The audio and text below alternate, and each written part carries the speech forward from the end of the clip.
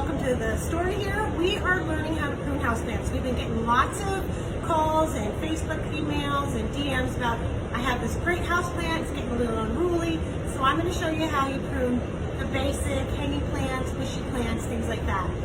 We are wearing our mask. I just took mine down so you can understand me while I talk, and there's nobody within 6 feet of me, so we're good to go. Okay, so simple, and lots of people have wonderful hanging plants like this philodendron here, and also if you take a look over here, we have hanging ivies, hanging pothos. All of these plants will be pruned basically the same way. What you want to do is follow, and I'll get Cassie to come in a little close. You follow the stem to where you want it pruned. You want it above a node. So this is a node. Most of them have rootlets growing out, so it's very easy to see. You cut it above a node at an angle. So I'm going to give this a chop at an angle. Make sure your pruners are sharp and clean. So there you go. That's all you do. Prune this the same way as you prune your ivy. If you have a Swiss cheese philodendron, those are very popular right now. Prune all of those the same way. And then what you can do is start baby plants. So this one has long root. I think I'm going to just cut it down a little bit so I get the root nodes coming out here, and I'm going to stick it in the water. Bada bing, bada boom. And you wait till that root's up and you have another baby plant. So it's super easy. You don't need to be scared. One people are very afraid of is, how do I prune my palm? It's got yellow leaves, it's got funky leaves. That's the easiest pruning job here.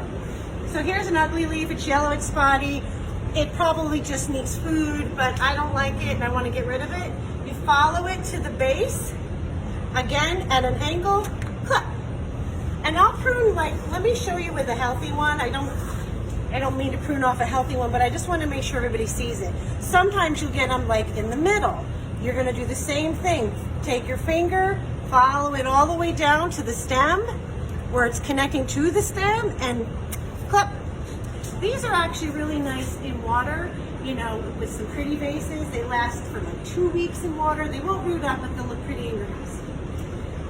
Let's see. Oh, here's a really popular house plant. This is a Schefflera or umbrella plant, and its shape is weird. I mean, I like the shape, but it's weird. It's a little awkward.